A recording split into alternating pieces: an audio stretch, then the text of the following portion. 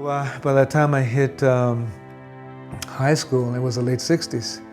So then things, as we know, began to boil globally and nationally, and words became most interesting. And influences, there were just broken walls coming, gushing German writers in translation, Indian yogis and swamis, and astrological signs pouring like rain, and mysticism and occult learning. And you were in California after all, where it was really a cauldron for that kind of That's right. Experimentation, and where the counterculture found sanctuary in a way that in eastern cities it was kind of pressed west. That's right. We were pressing it west, and you all were. And I was one of the pressed. One of the pressed. And so that's where Ginsberg and Ferlinghetti and North Beach began to come alive for me at 16 years old. And I had also had family in San Francisco, in the Bay Area. We used to go from that southern border town, San Diego, Tijuana, Mexico world, and farm worker world, settling in San Diego area in the mid-50s. And then going to San Francisco off and on to visit my aunts and uncles, my aunts and uncle, and and kind of post, 1958. What is that? 2 years after the reading that Ginsberg gave at Studio 6. At Studio 6. So the tropicalization of the Mission District, the Mungo Santa Maria, Cal Jader, Horace Silver Quintet, and on. And you were soaking this up, teenage boy, I was soaking it up, elementary school, and then I kept on coming and living off and on in the Bay Area, and I kept on soaking different flavors. But they're in the 50s. And did you go to City Lights Bookstore? I went to City Lights Bookstore as a teenager. That was one of my favorite places.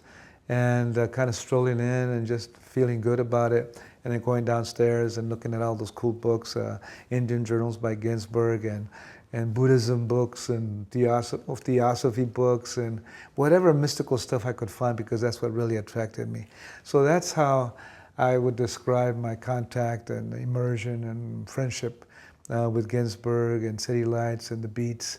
It was just attracted me a lot because I was a poet already, and I had my guitar, my Stella, but I wasn't that deep into it the way the Beats were. Of course, it was a new thing for me, but I was coming up with it. So then I would open the books and marvel at the writing, and marvel at travels to India, and marvel at the chapbooks, and marvel at the wild style.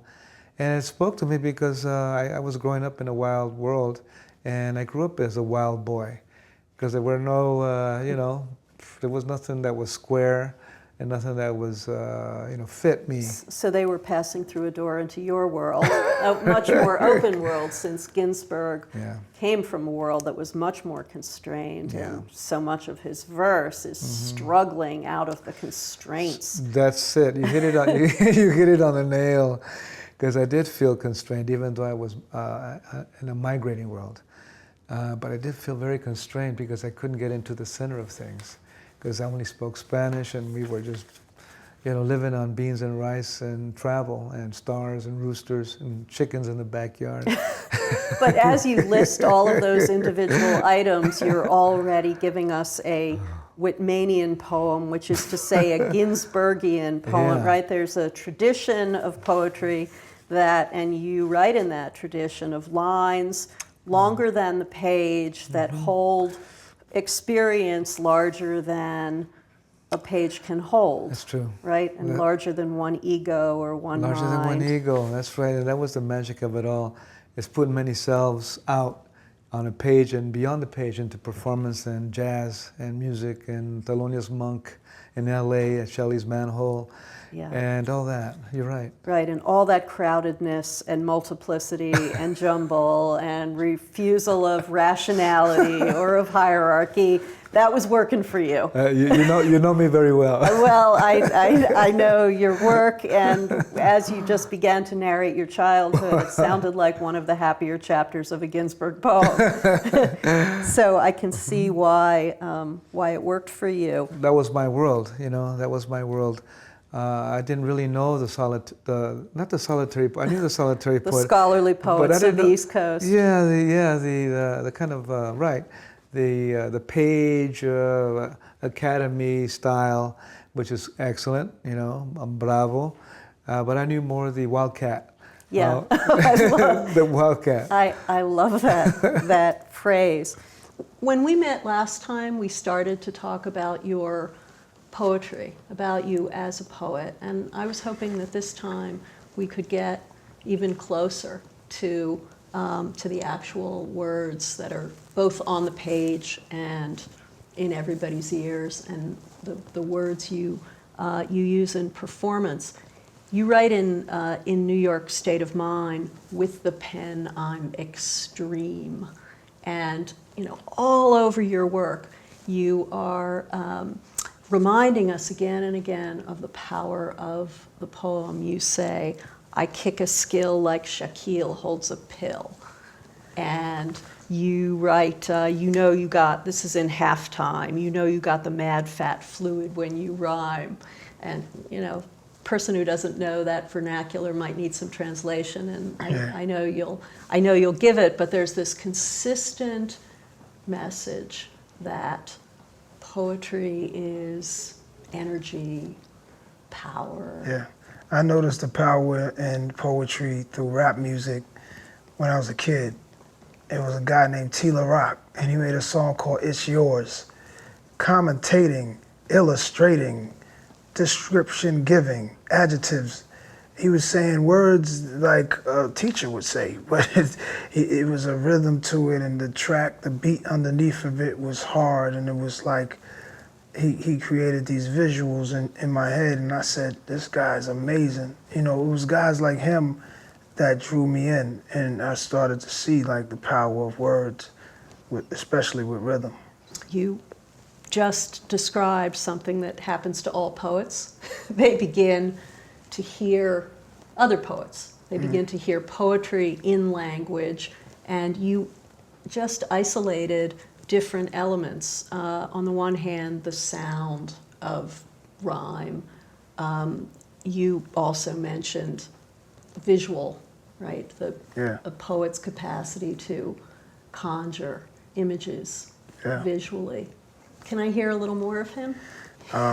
So old. I haven't heard the song in a long. But that's how what I just did was how the song starts. So it caught me from the beginning, commentating, illustrating. It's like, where's he going with this? And the chorus is like, do you like it? And the crowd's like, yeah. He's like, do you want it? The crowd's like, yeah. Well, if you had it, would you flaunt it? Hell yeah. Well, it's yours. And that's the chorus. And it's like, I thought that was a cool chorus. And later on, I borrowed some of that on my song, The World Is Yours. I scratched The World Is Yours. Yeah, you know that one. And so we scratching that, Tila Rock, It's Yours. You scratching. On the turntables, they have the two turntables, and then there's a fader in the middle, and the DJ throws on records. It's like on any club. Now they use a Serato, it's an electronic thing. It's more digital age now, but back then, they still have these turntables around where you have two different records of the same record, or if you're about to turn on another record, you know, you fade it out with the fader, you fade out the record that's playing, and then you let this record, you know, start. Or you scratching the next record, you pull it back, you know, it creates this sound with the needle, scratching. It had Pete Rock. So it's literal. Yeah, really scratching, right? The needle on the wax and the grooves of the wax on the record. So the DJ, Pete Rock, producer Pete Rock, scratched in from the Tila Rock song, the part where he says, it's yours. So in my song, The World Is Yours, and like at the 8 bars at the end of the chorus, he scratches in, it's yours. So I channeled then Tila Rock, and I got his voice on the chorus. And so there's this tradition that we're hearing, even in Illmatic, that feels like the record of a young genius, actually, right, who's discovering the world for himself and performing with amazing virtuosity. But what you're telling me is that virtuosity, some of it you learned, that it was absorbed, as you know, Walt Whitman stands at the ocean side in a poem called Out of the Cradle Endlessly Rocking, and he discovers he is a poet, right? He discovers he is a poet by hearing the poetry of birds singing to each other. And that moment of poetic self-discovery, it sounds like you found some of that listening to one of your predecessors. But was there a moment, a different moment, a moment with you thinking about your own words? Were you Sitting by the ocean? No. no But ocean? it had to start at a really early age for me, where I wasn't thinking about it. I was just in my head thinking of words. I think that's how most of us started. Just, it happens. I can't pinpoint that moment, but young, real young.